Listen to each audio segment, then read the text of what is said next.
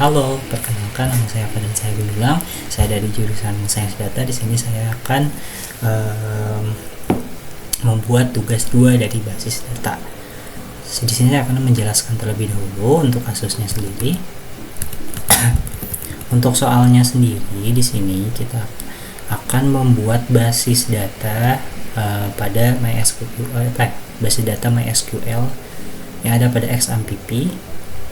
Nah, kita akan mengolah si IRD ini menjadi basis data di MySQL.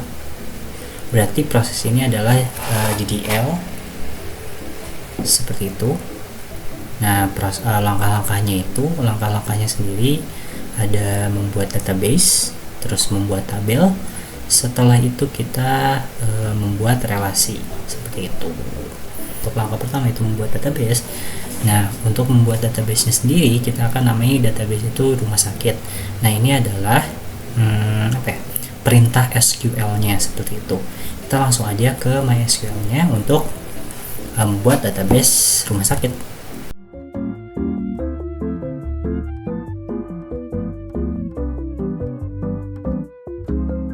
Nah, di sini sudah ada database rumah sakit. Selanjutnya kita akan membuat tabel. Nah, tabelnya sendiri.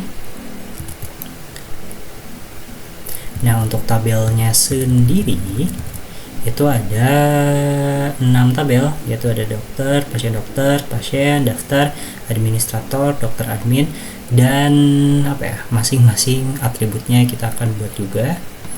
Nah, ini untuk tabel pasien. Ini adalah perintah SQL-nya. Nah, ini pakai create table, terus nama tabelnya itu pasien. Nah, di sini di pasien itu menggunakan integer 3 angka. Nah, ID pasien ini menjadi primary key. Dan auto increment ini apa sih? Auto increment ini seperti kayak nanti ID pasiennya itu dari 1 terus nambah terus 2, 3, 4, 5. Jadi penambahan secara otomatis seperti itulah.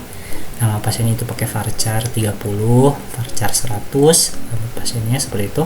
Ada administrator juga sama, untuk ID adminnya primary key dan auto increment. ID dokternya juga primary key auto increment. Nah, di sini ada date. Nah, ini untuk tanggal lahir kita pakai date seperti itu. Ini sama ya untuk yang tabel lainnya. Langsung aja kita buat di MySQL.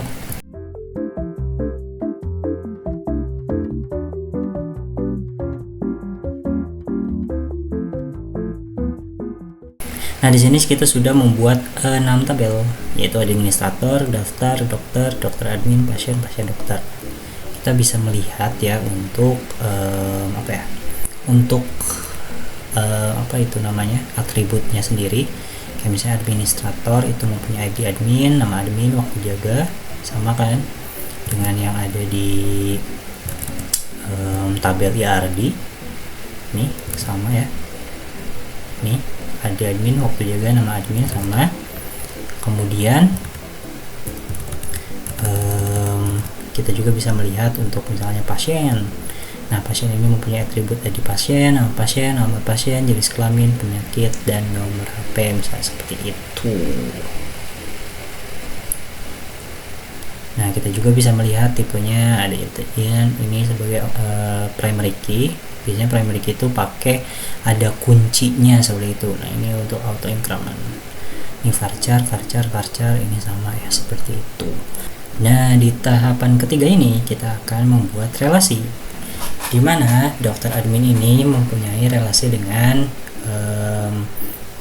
tabel dokter dan tabel admin, yaitu dia memiliki foreign key dari ID dokter dan ID admin seperti itu.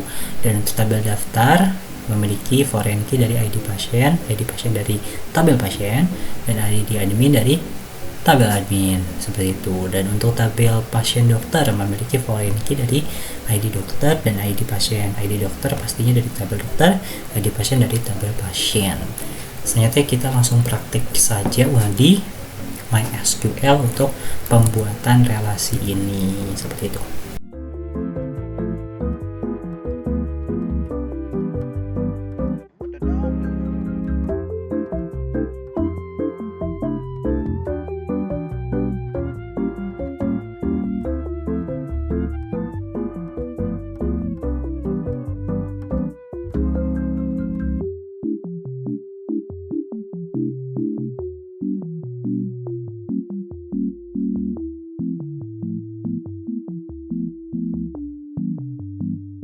Nah ini referensi key-nya itu ada, misalnya referensi key itu adalah si primary key-nya itu sendiri.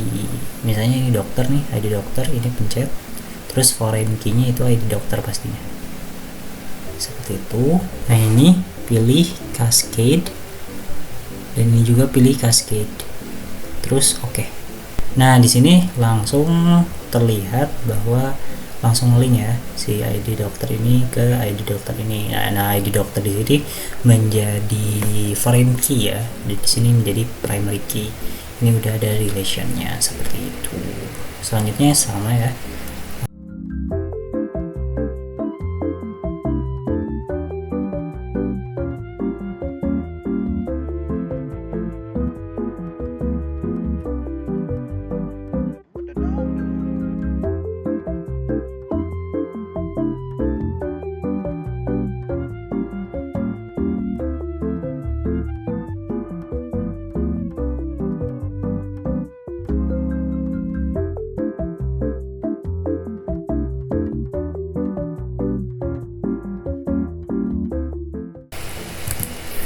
Nah, di sini kan kita sudah melakukan DDL, tahapan DDL, yaitu kita sudah membuat database namanya rumah sakit, terus kita membuat 6 table, yaitu administrator, daftar, dokter, dokter admin, pasien, pasien dokter, beserta atributnya, yaitu ada ID data, ID dokter, ID admin, dan sebagainya. Terus kita juga sudah melakukan relationship antar si tabelnya. Misalnya di sini dokter ini mempunyai primary key ID dokter.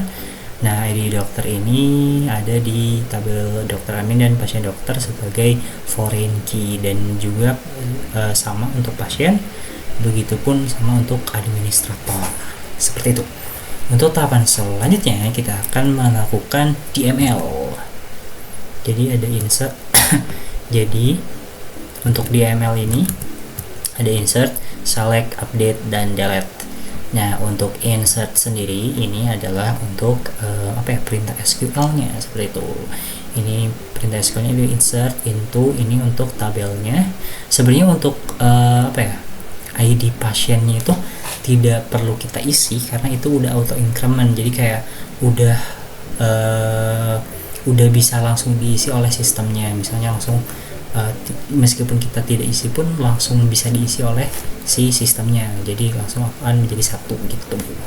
Nah ini untuk insert into pasiennya, ini kita tulis si atributnya, baru kita values, kita tulis nih nama-namanya seperti itu. Misalnya nama pasien itu Dudung, alamat pasiennya itu Jalan Sukajadi 109, terus jenis kelaminnya 1. Misalnya 1 itu mewakili untuk laki-laki, 0 itu untuk mewakili untuk perempuan, seperti itu. Praktek insert dulu. Mungkin saya akan menginsert 3 data kali ya, seperti itu.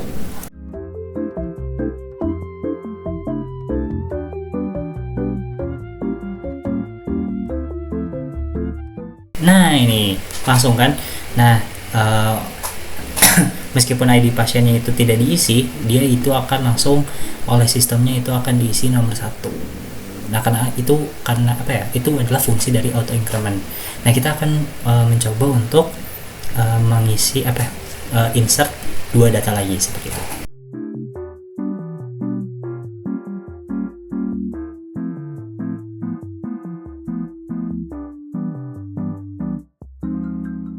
Nah ini sudah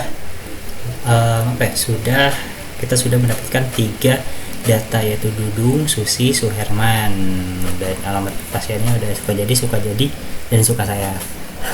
Jadi selanjutnya ada laki-laki, perempuan, dan laki-laki, seperti itu.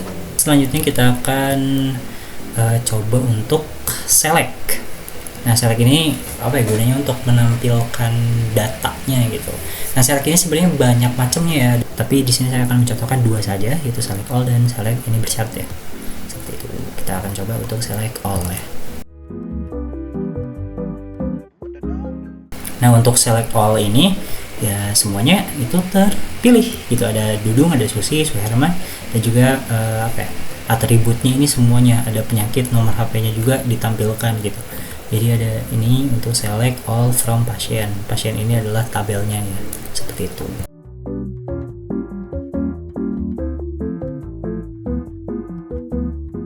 Nah, di sini kita select dua atribut saja, itu nama pasien dan jenis kelamin. Terus dimana kondisi jenis kelaminnya itu cuma laki-laki, jadi Susi tadi itu tidak dipilih, seperti itu. Nah, langsung saja kita ke DML yang ketiga, yaitu update. Dimana perintah SQL-nya seperti ini. Update ini tuh lebih ke misalnya kita mau mengubah suatu data. Nah, misalnya kayak tadi Suherman ini set nama pasiennya jadi Ayu Lestari. Ini harus Ayu Lestari ini perempuan, ini salah harusnya. Mungkin jadi ini ya, Bambang. Nah, Bambang. Nah, ini where ID, where tuh kayak kondisi dimana si ID pasiennya itu 3. Jadi ID pasien 3 ini siapa kan? Si Suherman. Nah, si Suherman ini akan nama pasiennya itu menjadi Bambang. Seperti itu. Kita langsung aja ke prakteknya ya.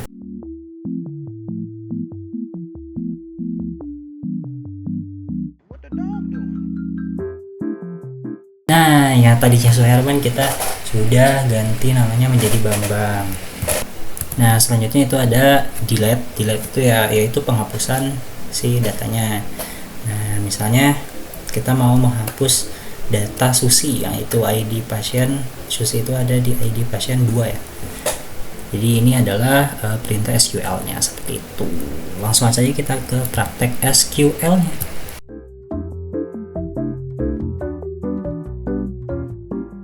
Nah, ini ada notifikasi biasanya untuk delete ini.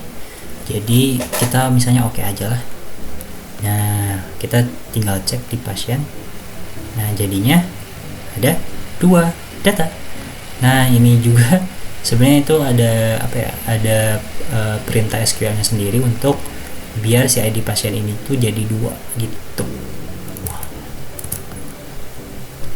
Jadi segitu saja untuk tugas 2 basis data dari saya. Wassalamualaikum warahmatullahi wabarakatuh. Terima kasih.